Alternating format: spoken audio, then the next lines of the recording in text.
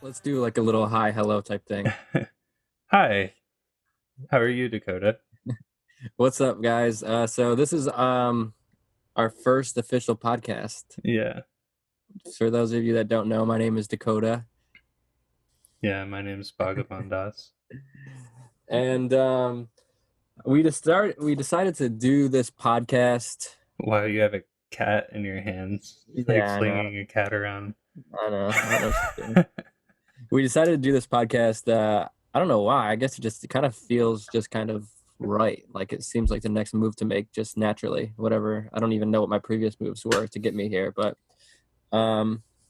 we were hanging out with Ram Dass in Maui, and I don't how did it even come about? Like, how did we decide to do a podcast? It just like seemed like it was just So there happening. was three things, which is kind of a magic number, But first, we were at breakfast at that place that we walked to from Michael Steiger's house, Oh yeah, and okay, I remember that. and you mentioned something about a podcast that you were wanting to do a podcast. And then we were at his house a few hours later, and it came up again. And I think you said something about me doing something in the public. And then I said I'll do a podcast with you. And then uh, we like poked Ragu about it the time. Yeah, so Ragu's been not that he's been unsupportive of us. I think he supports pretty much anything we do, but he doesn't. I don't think he has faith in us. He doesn't think that we have the ability to do a I podcast. think he does now. I just think he didn't think we had our shit together enough. We're doing this podcast strictly to spite Ragu. That's why this podcast started. We should name it the fucking Ragu doesn't believe in us podcast. We're gonna prove him Ragu wrong. just called me. Because did you see that? You saw the Ram Dass video I made. I made this Ram Dass video while we were at the retreat. It's not up on YouTube yet, but I sent it to Ragu, and Ragu was mad that I was talking about Christian Dass the whole time. Oh, I knew it. I was sitting in the car with my cousin, and we were watching the video, and I was like, "Oh man, Ragu's probably so pissed that we're just saying Katie's the best. I love I Katie." know, that's so funny. I He love mentioned it. Ragu too, though. I know. So I was like, Ragu, Yeah, you don't even have to. I don't even have to say it with you. Like you're the collector of souls. That's how I view Ragu. I view Ragu as like just this guy that's just like, fuck, come on, just collecting all these Ragu's in a lost. different position than Krishna Das. I mean, Yeah, they're both like teachers in our community, but Krishna Das gets people really high, like bobbed out from all that singing, and then he's just like interweaving stories of his spiritual journey. It's really sweet. Ragu just goes up and does Dharma talks, and then is like wrangling together Bob Thurman and like trying to hold the whole thing. He's like a 3-ring circus leader or something. yeah, he really is. So, we saw Duncan at the retreat, Duncan Trussell, and he did a podcast with us. So we have a podcast that will be coming out with Duncan. So I mean, that's like the coolest fucking first podcast to do ever. Not that we're releasing it first, but like Yeah. it just feels like this podcast has some good potential already. Yeah, it's got a good energy, I think. So And the other cool thing about doing it with Duncan was it didn't seem like he was just like, help trying to help us out and just being nice. Like he actually said he was honored to be the first person we asked to do a podcast with. And I thought that was really nice. Like I felt like he showed respect to us, which is cool because he's older than us. right. But yeah, it's Yeah, nice. Duncan's the shit, man. That's like one of the people that have really like not that I would like he's a teacher in a way to me, you know? Like I feel like I wouldn't necessarily put him up to like with Ram Dass and like Alan Watts, but he's been like a person that has been able to actually, I would put him up there. Maybe it's just because I don't know, maybe it's the way that he's a little bit younger and not taken as like he's a comedian, so it's like, Yeah, but but I wait think like 20 years and see yeah, where he's at. exactly, yeah. So I think it's the coolest thing ever that we get to hang out with him, and somehow blessed by the power of this satsang, which is kind of why we went with the name, the Satsang Podcast, just because we have so many awesome people in our lives, thanks to, I don't even really know what, thanks to just the spiritual flow of life. It's just been guiding all of us together somehow. The beautiful oneness in all things that when we actually surrender to it, shit What's up with real. this crazy storm? Is it storming where you're at? No. Did you? I just read something. It was obviously, I think Hawaii, it's kind of maybe always raining there, but it was raining here. It was raining when I was in Portland, and I'm in Detroit right now. It's across the country. And then I read something on India saying 17 people got struck by lightning in one day. Oh, They had such a bad storm that 17 people got struck by lightning and like 70 people died or something. I feel like India's always got the craziest shit going on. 17 people get, like, I don't even know how many people in a year get struck by lightning. I mean, what are the odds? There was one guy who got struck by lightning twice. Yeah, I was just about to say, I think there's a story about a guy that's got struck by lightning multiple times. Like, what? How shit luck do you have to have? Have you ever seen someone get struck by lightning and get up after it? It's like they just continue their business like normal. I've seen like it happen before? YouTube video, yeah, on YouTube, not in real life.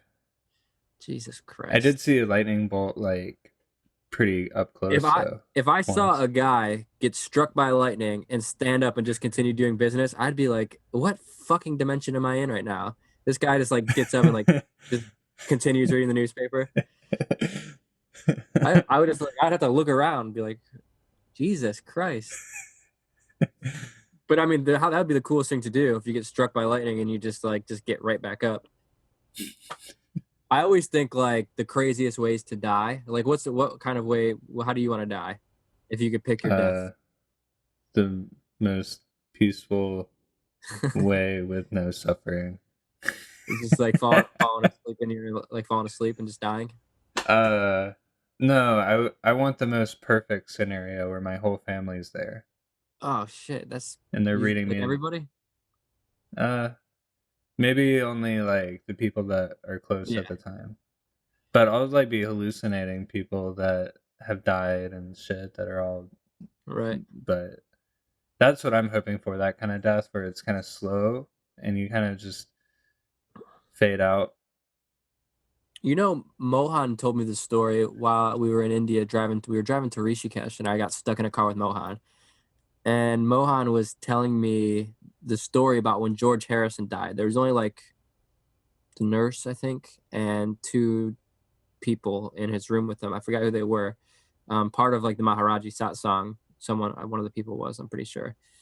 They were with George Harrison as he was in the room dying. They're chanting Hare Krishna to him as he was getting ready to pass away. And as he died, this is coming from Mohan, as he died, everybody in the room, including the nurse, saw George Harrison's spirit fly out of his body. That's crazy. That's what Mohan told me. He's like, they all freaked out. Like the nurse freaked out. Oh, you want to know something you'll love about Mohan? And this is something that you wanted to talk about in this as well. While we're in India and we go around and visit the areas where Jesus could have potentially been, Mohan has done, maybe not Mohan Das, but Mohan Baba has done that whole trip. So he knows locals in these villages. Mohan Baba did the Jesus pilgrimage? Yeah, at least the Kashmiri one. He did it like he just went there, or he was into it and went there? He was into it and went there. I think I didn't know that. He knows a bunch of people that know the like the passed down stories and stuff. That's so cool. We're gonna have to talk to him about it. To put this in perspective for you guys, who Mohan Baba is. Mohan is like He's about 5'2". I always kind of think he looks like an angry garden gnome. And He's not angry though. he's not angry. He's not angry at all, but he's got like this Jewish kind of sass. Yeah. I don't even know how to I have a explain it. funny story about him. Let's hear it. On Saturday night when we were playing at the Ramdas retreat, when we were playing kirtan on the beach, like the last song we played, I was playing Hara Hara Mahadev Shambho Kashi Vishwanatha Gange, that Krishnadas, the melody that he has. Yeah. And immediately when I started playing it, Mohan Baba appears out of nowhere and is trying to get some ganja to smoke. Oh God, how fucking cool! He's such a mystical little like forest Baba. He sniffed it out without God. I don't know. I mean, it was like so fast. It was almost like he couldn't have heard it. But the timing. That is so funny. So I think the craziest way that I always think about this, not always, I guess, but I think about this sometimes. I do think about death almost always. I have panic attacks. Like even today, I was thinking about it right before I took a nap earlier. Just thinking about like, oh God, I'm gonna die. Legitimate panic attacks. I just like freak out for a second, where like my heart like will like pump real fast, and I'm just like, oh fuck. It's just like God, it is coming. It is coming. You are gonna die. Everybody listening to this podcast, everyone you love is gonna die. Like that's a reality we are all gonna have to face one day. Our parents are gonna die, our loved ones, our dogs, everyone that we care about is gonna just be wiped clean from everything, from this earth and this dimension. But I always think like the craziest way that to die, I want to get fucking killed by aliens. I think that'd be the best way to go out. Even if no one else on the planet knows. Even if no one knows. Even if it's just like just me. Yeah, I think it's what difference does it make if you die peacefully in your sleep or if you die getting like dissected by space creatures? See, I'd hope that if they were dissecting me, they would have figured out how to put my consciousness in a bottle or a computer chip. Or maybe not. Maybe not. We would probably just dissect something if we grabbed it. Let's cut it open and see what's going on. I was thinking about it. Okay, so this is a funny thought. We always look back at people in the past, like Romans or Egyptians. They did like dental work and stuff, and we're like, oh my God, I couldn't imagine getting dental surgery and zero. Yeah, right. But, oh God. But that's how we feel about it. But they got you really drunk. Like they did psychedelic drugs. Yeah. Like true. The fucking bread in the story about taking the bread and as the body of Christ. It was like some very like fungus related. Yeah. Bread. It's actually like, it comes from the book of Exodus, and they call it manna. That's the word. That's the Hebrew word they use to describe it. And what that word means in Hebrew, it's actually not a word. It's a phrase that means like, what is this? That's what manna means. The manna means like, what is this? And like in Exodus, it talks about this shit growing from the ground in like dewy conditions, and it talks about like if you leave it out, it'll stink and worms will come, and it's just like, oh, okay, yeah, that's definitely bread. You're definitely talking about bread. It's like talks about growing in the forest. It's like, oh yeah, God's bread. But anyway, so that was like a tangent off a tangent. But to go back to the first tangent, so we think like they were more primitive than us, and then we look to the future, and like I look at some of these cryptocurrency advertisements, and their like depiction of 2050 is just unrealistic. It's like the 1960s version of 2010. So I'm pretty sure it's not going to be that different 40 years from now. Like there's going to be some amazing technology and stuff, but we're just going to like, it's going to be like Facebook. Like 40 years ago, if you heard about Facebook, you'd be like, holy shit, that's the coolest thing I've ever heard of. And now we're like, yeah, maybe. In some ways, I think it's really cool, but in other ways, it's terrifying. By 2040, is that what you said? 2040? By 2040, I think we'll be living with another species on this planet in the form of artificial intelligence. Yeah, that's very possible, and we're gonna also just like it's just gonna feel mundane. You think? I don't know Yeah, about 2040 to feel mundane. I think that'll be like the real introduction to us, with like being with maybe them. Maybe 2080 it'll be maybe or like 2060. Like it'll take us like 10 years. when we're like 2 generations into quantum Yeah, computers, it's like we're not fascinated by the we're photon already over instant cell phones at this internet. point. Yeah, no. We thought cell phones were amazing when they were this big, and now we have this little iPhone. I have another like iPhone that is like my old phone, and I use it just for video and music stuff. It's like legitimately a smart device, and I don't know. It's like a tool, but it's also um like you said, we're over it a little bit. Like we're not We're totally flabbergasted. over it. We're totally over it. How fucking cool is it that we have a device, a little handheld device that gives us unlimited knowledge? What do we do with it? What do we do with this unlimited knowledge? We sit around, we talk shit to each other, we scroll aimlessly, and we watch porn. Like think about this power we have. This is some straight up alien technology to have this whatever this thing is. You have a I could million call it. notifications right now. We could talk to people from all around the world. That's some crazy alien technology. If you would have told that to people 50 years ago, they would have laughed in your face. Like, oh yeah, okay, sure, buddy. But here we are. We just shrug it off, and it's only been 15 years. We've only had like touchscreen phones for like Yeah, 11. not. I don't even think when I was in high school we had them. I had a sidekick in high school. Vaguely, I had a Razor and a sidekick. I had an iPod Touch.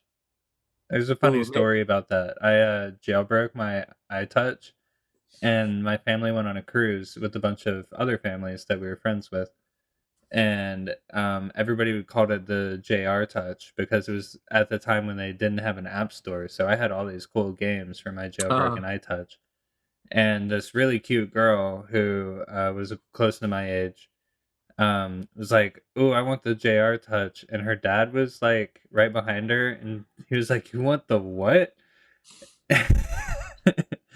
And then I guess it was very awkward for them to explain what that meant, but did you give her the JR Touch?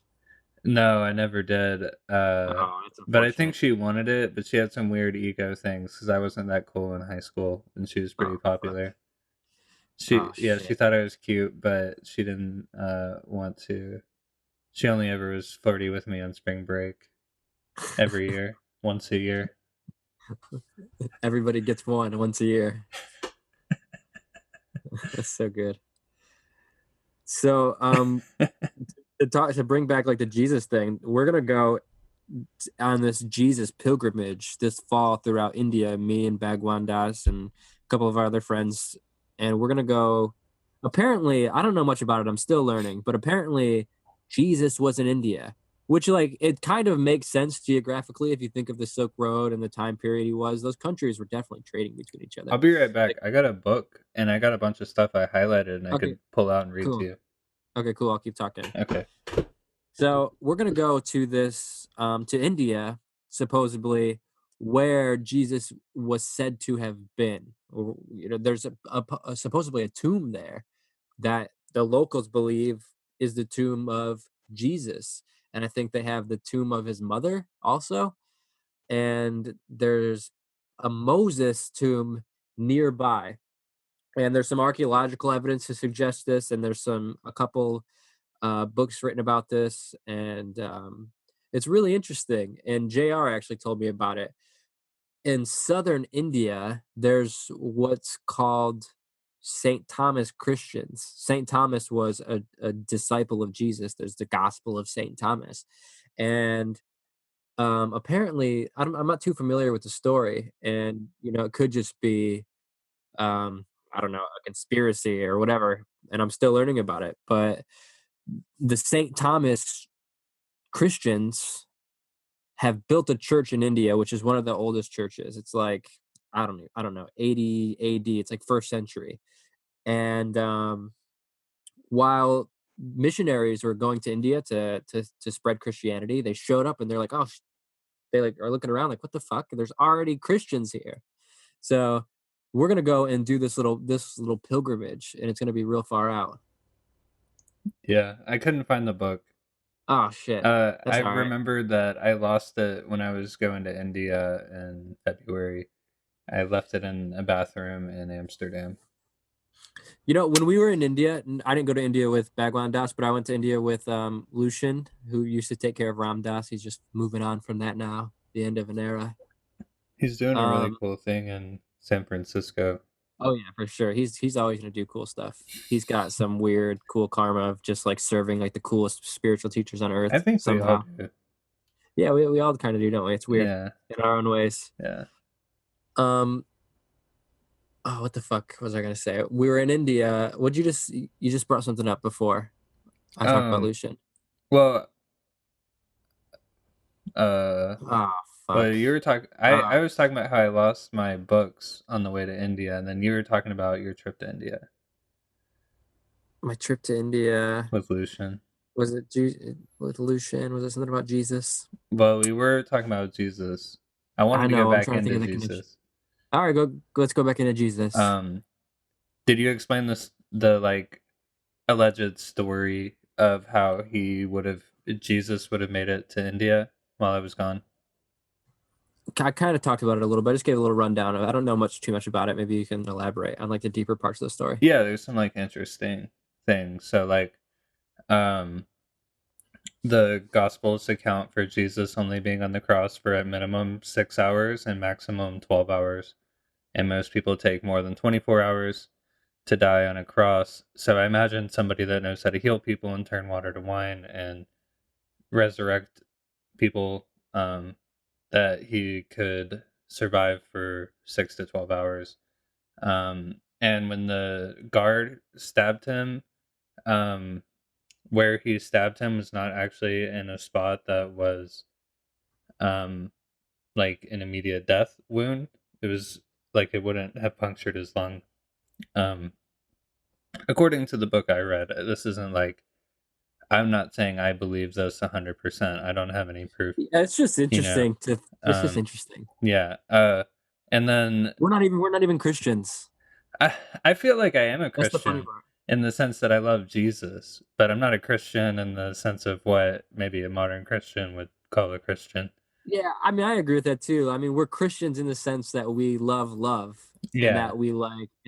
I mean, yeah, we accept the teachings of Jesus because love is love. You know, that's. I mean, what is there not to accept about it? Yeah. So I think like even by our lifestyle, we're Christians by our lifestyle but I don't necessarily think that we fit into the dogma of the religion. Do you know what the problem is? Jesus is like Neem Karoli Baba. He's like For sure. the like true guru, like Right. Sadhguru. So people get like a little hit of him when they go to church camp and like sing Jesus songs, and then they're like, okay, I'm committed to the spiritual thing now, and I'm in a Christian, like I was raised Christian, so I do it this way. But the Christians don't focus at all on practice, really. They just their main Yeah. practice is go to church on Sunday and like go eat dinner on Wednesday. It's not um like I mean really just meditating or like chanting is really good. And sorry, what? Oh, I was gonna say that's what I really love about Hinduism is that not only do they accept Jesus Yep. as being a teacher or anybody, you can pretty much practice any religion on earth and still be considered within like the Sanatana Dharma of Hinduism. And what I was going to say is that I love that it's like it gives your spirituality it brings it to life. It brings like a fruit gives you fruits to actually like to eat and make juice from or whatever, you know, like chanting. You actually feel something when you chant, like when you take on the practice of doing a mantra. Man means mind. Tra is like we get from the word tra, we actually get words like transport, transcend, transit. So tra actually means tool. So a mantra is like a tool to transport the mind or something. Yeah. So You know, another way I've heard it described is the mind is like a sword and the mantra is like a shield so that the mind can cut through reality and the shield protects the mind from all the like exterior things that Yeah. get in the way. Yeah, mantra, I mean, it's like it's a perfect spiritual practice because anybody can do it. Any human being with the capacity of to think can do it. And it doesn't And have to be religious either. it doesn't have to be religious at all. There's no dogma required whatsoever. What mantra meditation does is it aligns your thoughts to a singular point of awareness, because through our normal kind of days and our, when we're going through the day, we're so consumed and so distracted and cluttered by all these thoughts that we're attached to.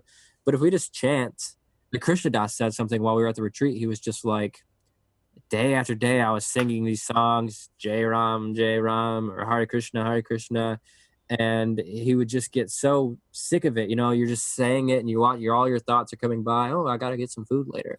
Ooh, this girl. Ooh, Hare Krishna. But eventually, you start resting into the mantra, and like you just the thoughts come, but you're not like drowning in those thoughts anymore. They're just kind of more like they're just going. Yep.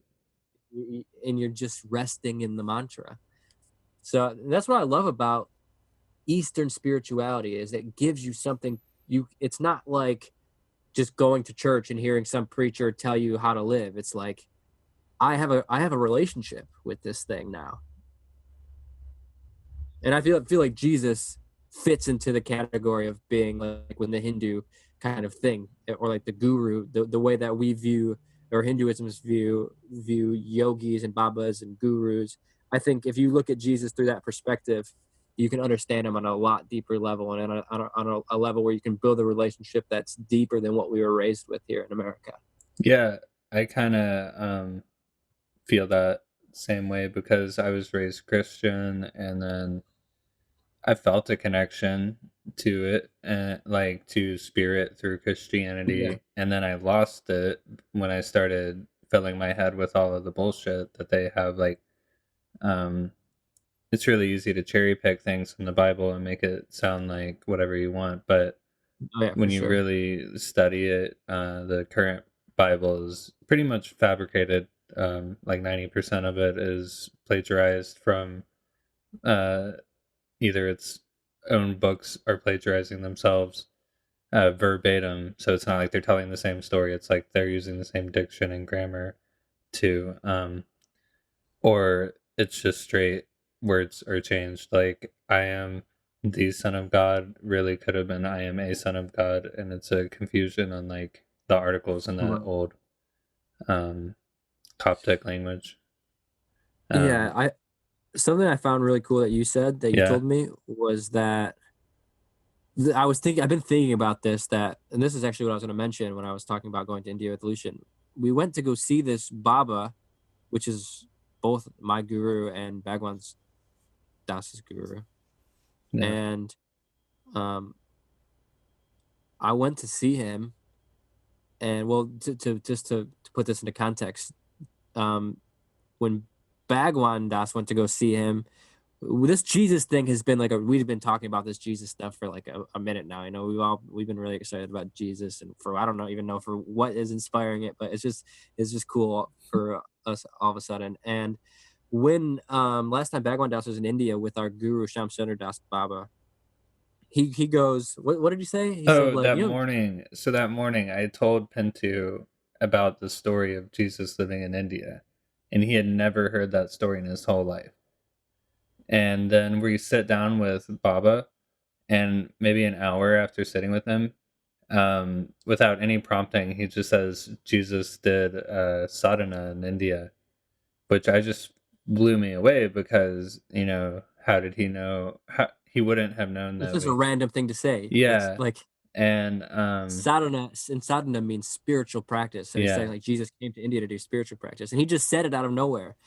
Yeah. And I was thinking about this earlier. When I went to go see him, one of the first things he said to me was like, "Oh, how's your job? How's your mother?"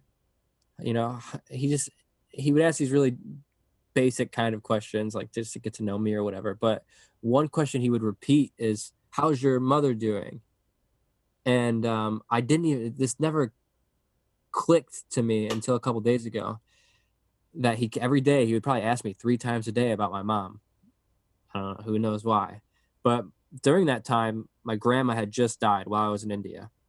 So I didn't get to go to my grandma's funeral or anything like that because I was across the planet. And my mom was real fucking tore up about it, obviously. You know, I can't even imagine losing my mom. But, you know, so I know that it had to have been hard.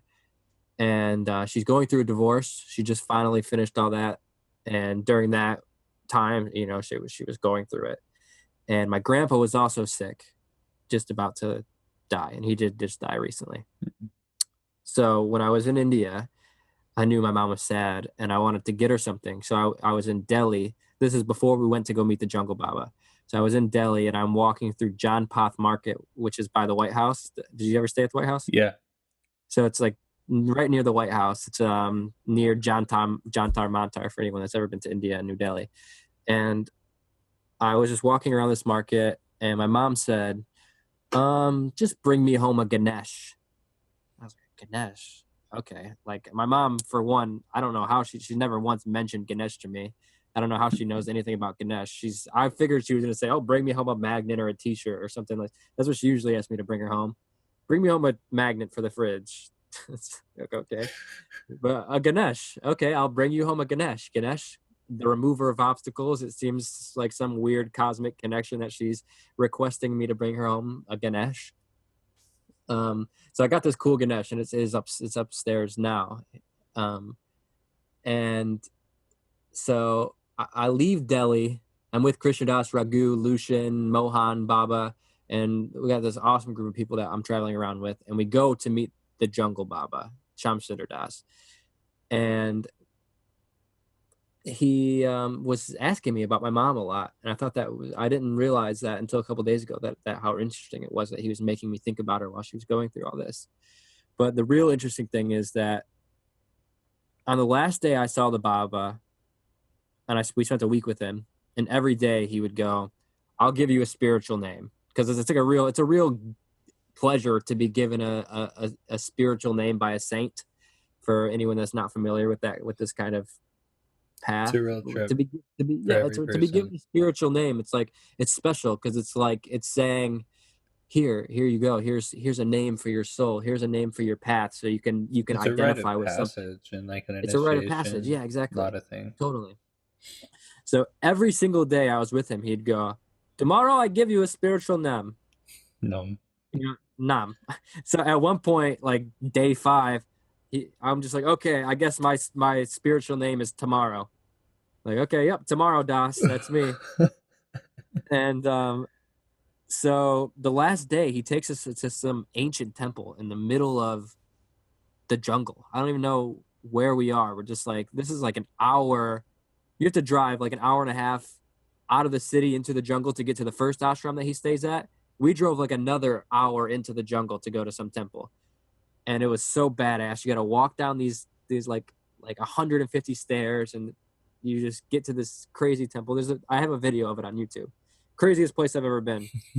Bats everywhere. There's bats flying around. It was insane. That's the one where they had to put a giant, like, block a giant hole. That's right, yeah. Because a bunch of yogis were going into this cave, which had this hole, and they went into this hole, and they just never came out. So it started getting like legends of being like the entrance to the underworld. That's what they were calling it. So they blocked it off because people were just kept dying. Oh my God. So we spent all day there, and the Baba, this is the day that the Baba gave me the name. And he looks at Michael, who we stayed with in Hawaii that we were talking about earlier. And he goes, your name, Haridas. And I'm just like, thinking about my mom and stuff. And he looks at me and he goes, your name, Ganesh Das. So, and I was thinking, I was like, Ganesh. Why would he name me Ganesh? I have no connection to Ganesh. I was like, ooh, I want to be like a Shiva Das. Or like something, I love Shiva, which Ganesh is the son of Shiva, so it is kind of fitting still. But to wrap this all up, this big rant is, I think it's really cool that that my mom requested a Ganesh, to bring her home a Ganesh.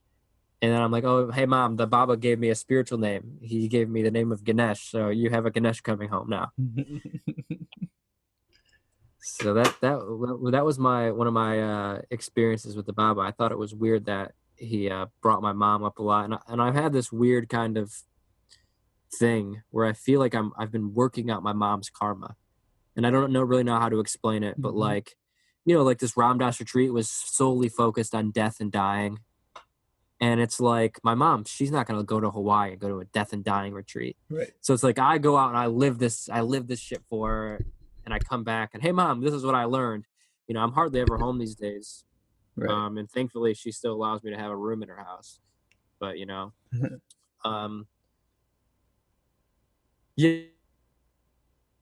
my mom's karma. I don't understand what it is, and I found it really interesting that the Baba had me really focused on that. It's interesting. I feel like there's some weird karma working out with me and my mom too. Yeah, you feel that too? Yeah, except mine's like more just making her understand the oneness and all this stuff really Yeah, I clearly. feel like me too. That's like I feel like I'm totally in the same road. Because you just got to be exposed to this stuff and kind of understand it. Like if you had spiritual experience where you felt the oneness with all beings, then it's almost really hard to believe that other people are going to go burn in hell because they don't worship Jesus as their only icon. Yeah.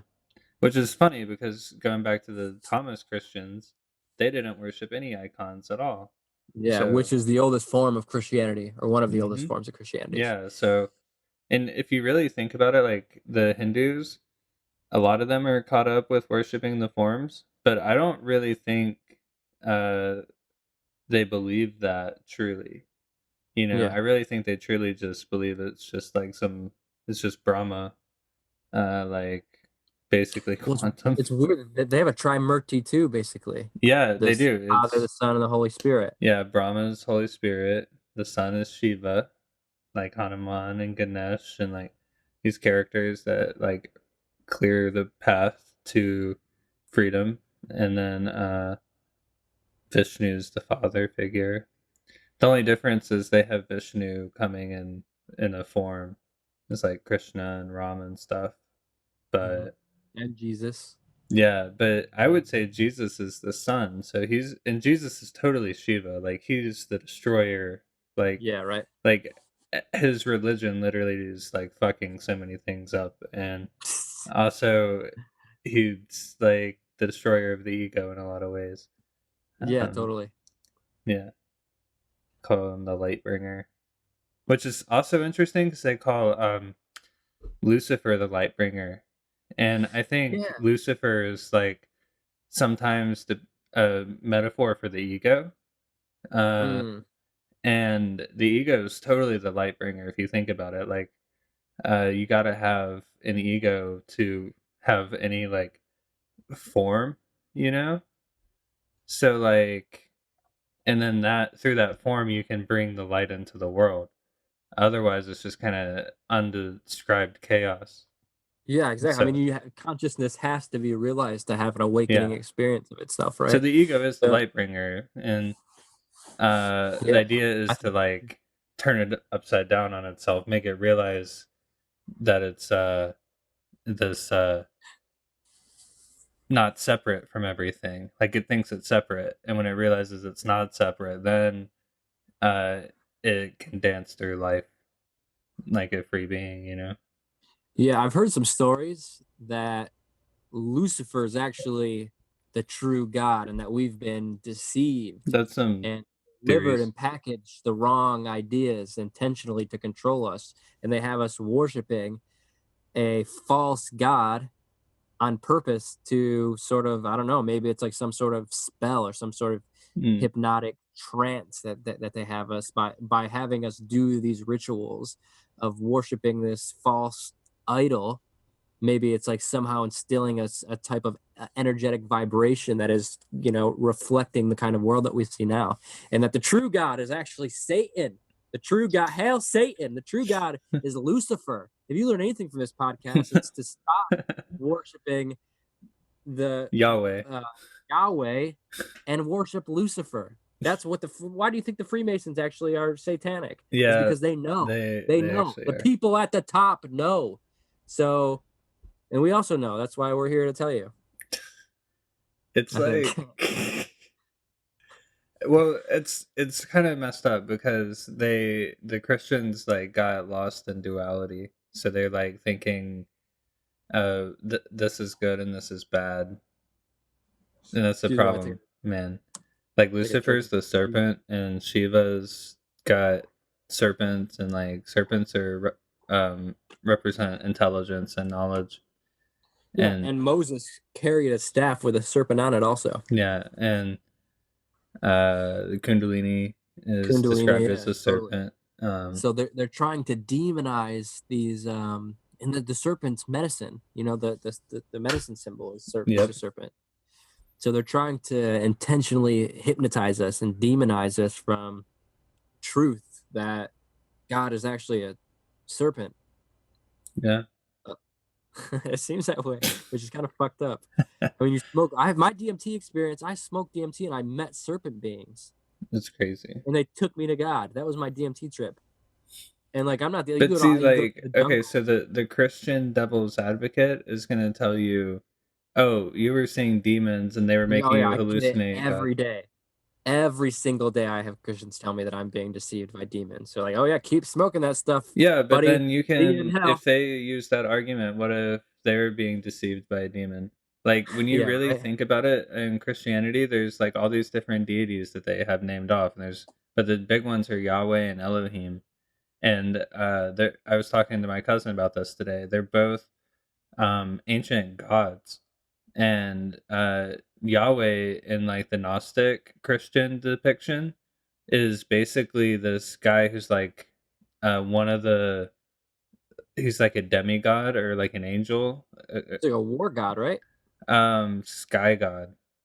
And he basically didn't create this universe, but decided that he wanted to be the leader of it.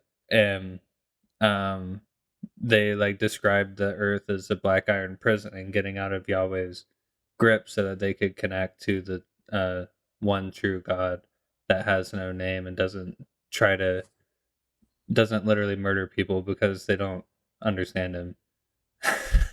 Like, yeah. It's really, you know, like when Jesus came in to the picture, he basically said like, I'm destroying the old way. And then they also have written down where he says, I'm not destroying the old way. But I don't know. I know a lot of Christians who don't say one word about Yahweh, but they talk all about Jesus. You know? Yeah, that's interesting. You know, actually, Yahweh was communicated with through a specific set of plants. They would make like a specific, you use a bunch of drugs, and they would communicate with Yahweh. Priest would only. It's fucking far out.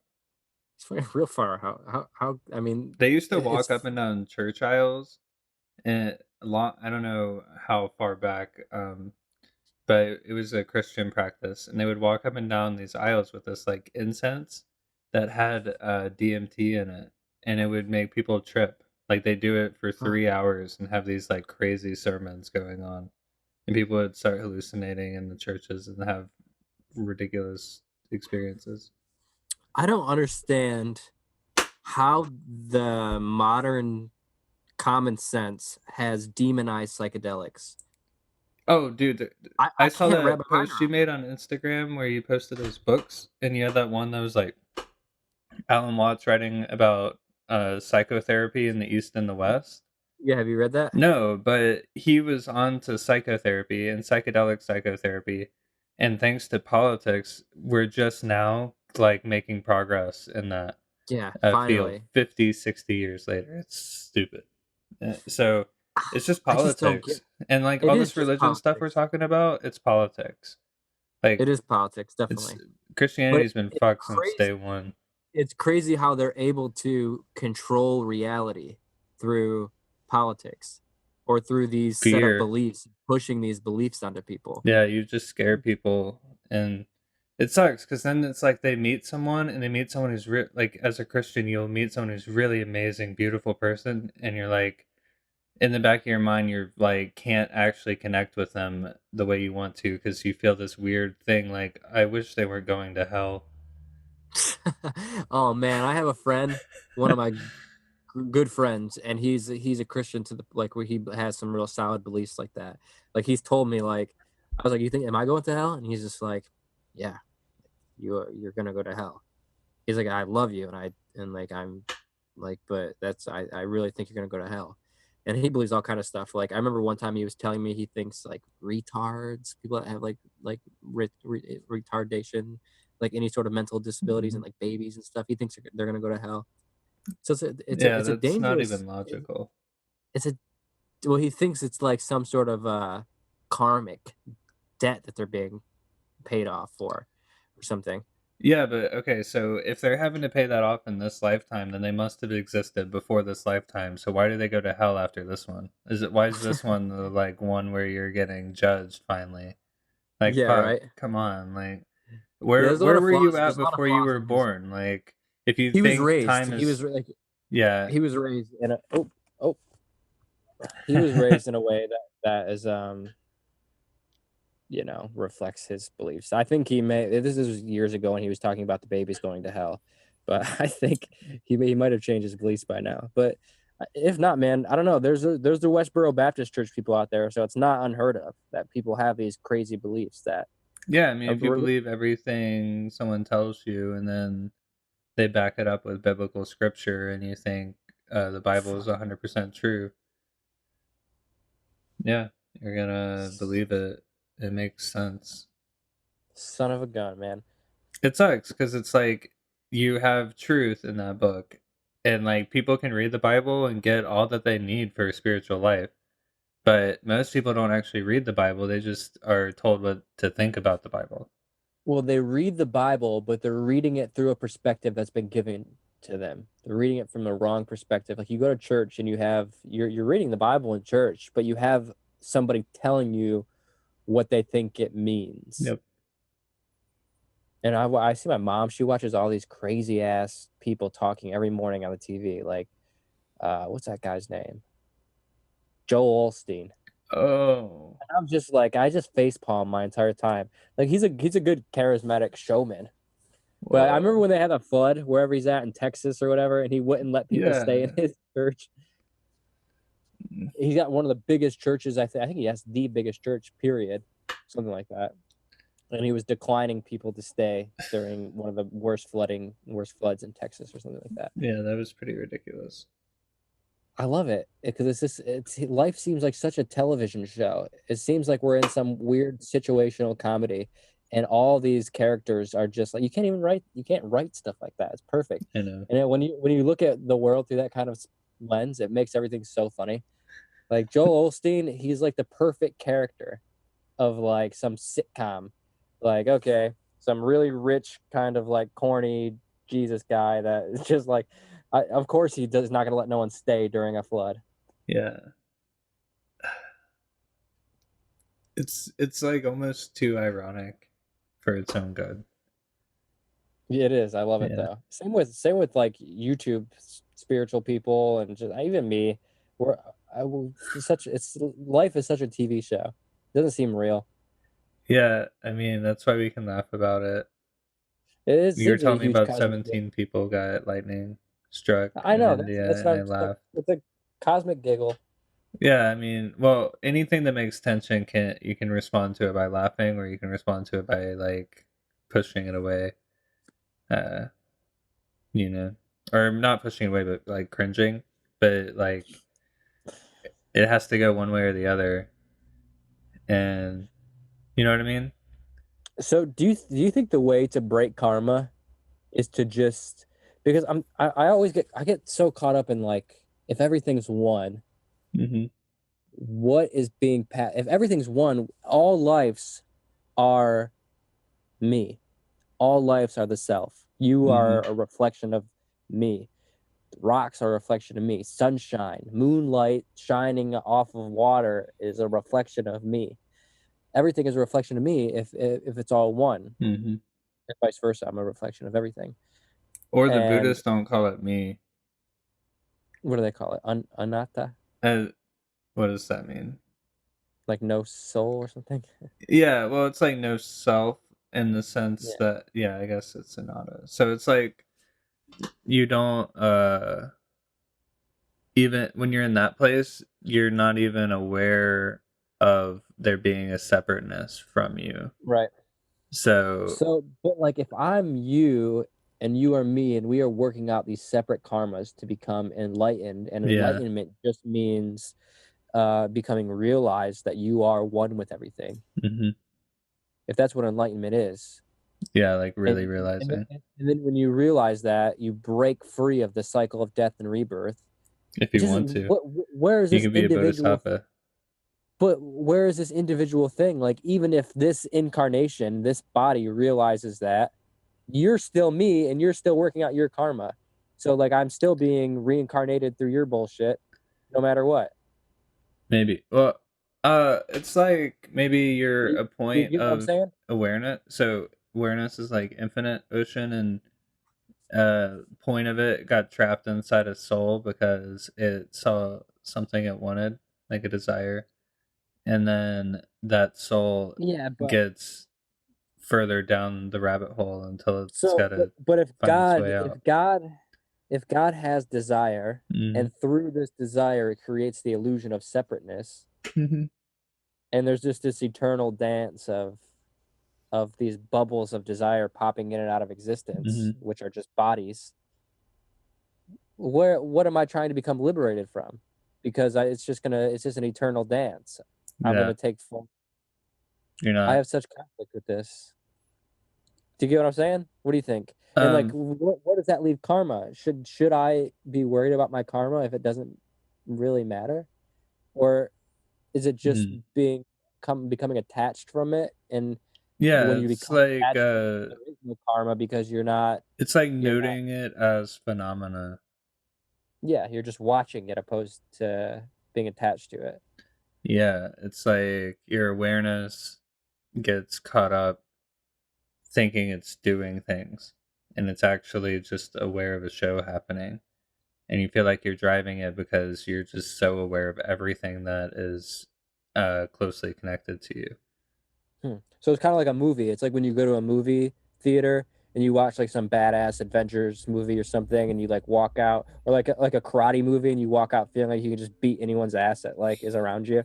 Yep. Yeah, So you're like you're it's like it gives you some you feel awareness. like it gives you like you feel like you're a part of it. Or when you're like Yeah, on the edge of the seat in a movie and you're crying or something, nothing's even happening to yeah. you. Well, It's just it's like you can even move your awareness. Like you recently astral projected. You told me yeah, kind about, of. Yeah, well, and I've been trying. This is the thing I'm trying to do, and I feel like I can't do it sober for some reason. But while on psychedelics, I'm definitely able to almost leave my body when I yeah, seriously sit there and meditate and try to. yeah. It's I'm actually like, it's funny. It's funny you mentioned that. I'm mhm, actually in the process right now of working out. I made a video called "The Four Levels of Ego Death," where I broke down the ego death experience into four separate levels, and I'm doing that with astral projection, mhm. based on my astral projection experiences through psychedelics. You kind of inspired that with you inspiring this little astral projection kick I've been on lately. Yeah, So that video is coming soon, cool. inspired by you. That's cool.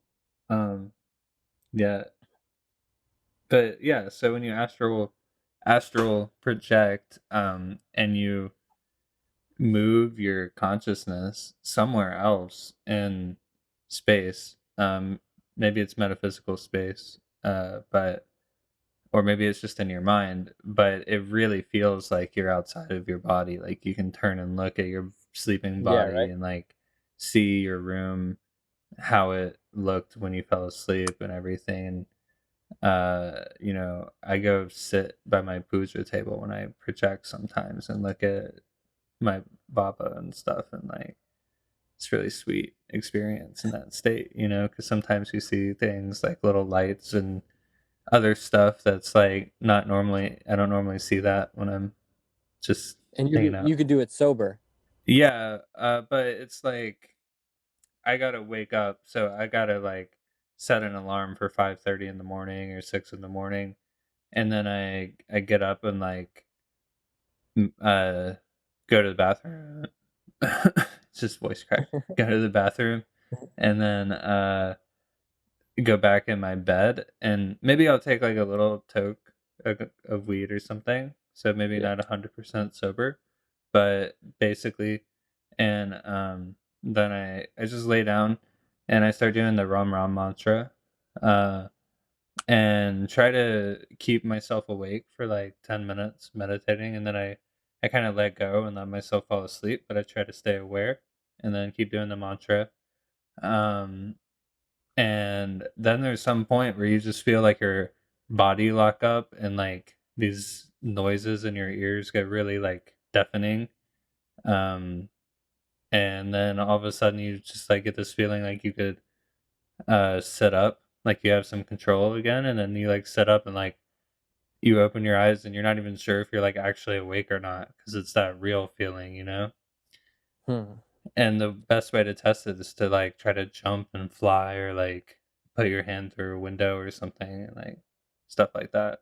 It's pretty far out. What do you think is happening? Hmm. Well, I think okay, so I think sometimes your mind will put like if you're not perfectly focused, your mind will just turn it into a dream, and you might be seeing some things that are actually in reality, but it'll be overlaid with whatever your subconscious is putting on. And usually you can tell in that state, but you can also tell when you're completely present and like really there. And in that space, I feel like you're in some dimension of reality that's basically this dimension, but um, you have some more freedom in it. Maybe like uh, that's probably the same place where they saw like heaven and hell in the Bible. You know, Hmm. now whether that's just a complete mind state, like the whole thing, like our whole living experience is a mind state. Like when you were walking around day, like and you're normally in your waking state, you only see what you're focusing on. Everything else you're seeing is kind of the same way you would see a dream. You know, it's like your brain just kind of creates reality around what it's Right, it fills in the interpreting blanks. the quantum reality to look like. Hmm. Um, and so when you're dreaming, it's I think doing the same thing. Um, and same when you're astral projecting. Like when you're astral projecting, it's seems more for sure that you're doing that. Um, yeah, there's a lot of stuff you can learn about dreaming and stuff and projecting and many So different do like you think astral projecting is a more intense form of lucid dreaming, or do you think they're two separate they're things? different. Uh, but you could be lucid dreaming and you could like theoretically exit that dream and put yourself in an astral projection um and go somewhere else, and you would feel that you're not in a dream anymore. And then Hmm. when you're in a dream and you're lucid dreaming, you still feel like you're in a dream, and there's like you try to talk to somebody in a lucid dream, usually they don't talk back. um Hmm. a lot of times uh when you have like a saint come in a dream, like maybe they talk to you or will answer questions for you, but generally they're just like things that are in your mind, and you try to talk to it, it just becomes an inanimate object. Um, you know what I mean? Yeah, But like in an astral projection, just like an NPC. yeah, it's basically an NPC. Um, but like in an astral projection, there's like things that to interact with a lot of the time. Like Interesting. yeah, so like I've seen my mom while I projected once. I like went over to the house, and um she was like leaning forward on the chair or something. Like so I put my hand in her back, like in her heart, and I like could hear her thought. And like her thought was, "Oh, that feels really nice." then I like pulled my hand out and I just could feel this like warm sensation and where my like astral hand was. So lucid dreaming kind of feels like your own shit, Mm-hmm. whereas astral projection seems like you're kind of interacting with some intelligence. Yeah, and then you can if you're still having to deal with your own shit, the astral projection will turn into maybe a more lucid dream. Like I've had an experience where like I thought I was going into my basement from the backyard, and when I open the door, I'm suddenly in a completely different place. Oh shit. Yeah, and like crazy beautiful like- columns and like, and I don't know if that was an astral projection or like my subconscious took over and like it became a dream right then when I went through that door. You remember Beetlejuice, where they would open that door and then they'd be out in the sand with the sand snakes? Shit like that, Animals? yeah. But I haven't had any like really spooky stuff. Yeah, it would suck. You're just like in your basement, going outside, and you open a door, and you're just like in a desert with a bunch of sand snakes and Beetlejuice. Yeah, fortunately, you can go back to your body usually. But I've read in books that if you do it on psychedelics, which I've never done that, but if you do, You you I have always less thought control like that. astral projection was bullshit completely. Like it seems like such new age hippie nonsense. I did when it. I people tried to start do it talking for about 10 years. I thought it was bullshit for a long time too. You did it for 10 years without giving up? Well, I gave up on it for a little bit, but it kind of like introduced me to meditation and stuff when I was in high school, and then maybe when I was 5 or 6 years later, I had my first like sleep paralysis experience, and that experience made me think it might be possible. I And had it happen to me yeah, on LSD. Yeah. Well, I mean, you have a lot of crazy experiences when you take LSD, but I had what I can only explain because it's what people talk about when they astral project. I had that happen to me where I was literally left my body. I had an astral body. I could look around. I could look at my body, but my awareness filled the entire room. It wasn't like my awareness was local to the limitations of my skin or, like in the body. And I could say, fuck, there's my body. I could think that, like I'm looking at myself, and I could still move my body and still feel being in two awarenesses at once. It was really bizarre. Yeah, And I was that's one of the weirdest feelings. Is like knowing that you have a body and you feel your connection to this body in bed, and then you are also completely in a different place.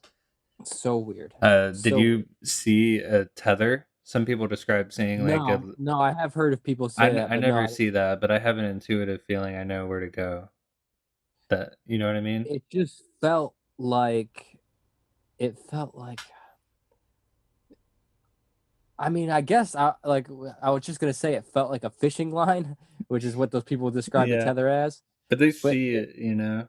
They I actually didn't see see something. I I didn't don't see see it anything, either. but it felt like I was connected, but still able to like go around, Yeah. but still having like. See, I think that's don't the know. same place people go when they have near-death experiences and they pop out of their body and they see everything that's happening in the room and like blow the doctors away with like accurate recount.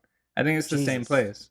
Because like So crazy. your body can't be used when it's in that state, and then when you're asleep and you astral project, your body's actually got a chemical release that paralyzes it.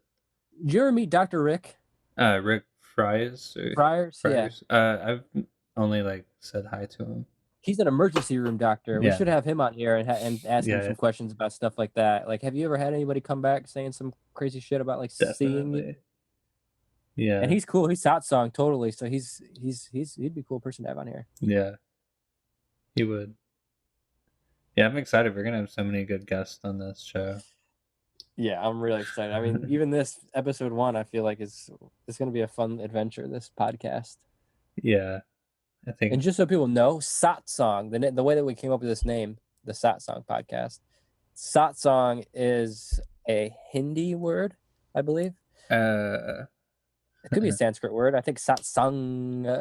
I'm pretty sure it's. Anyways, it's an it. Eastern word from some Eastern language somewhere somehow, and it means a sacred gathering. So like, if you're a Christian and you go to church and you have a little group of people you spend time with in church, that is considered your satsang. It's Sanskrit. Sanskrit word. So, yeah, that's how we came up with this Satsang, because Sat means true, and Sangha means company or association. there you go, true company, true association. And Which is, the Baba, by the way, church.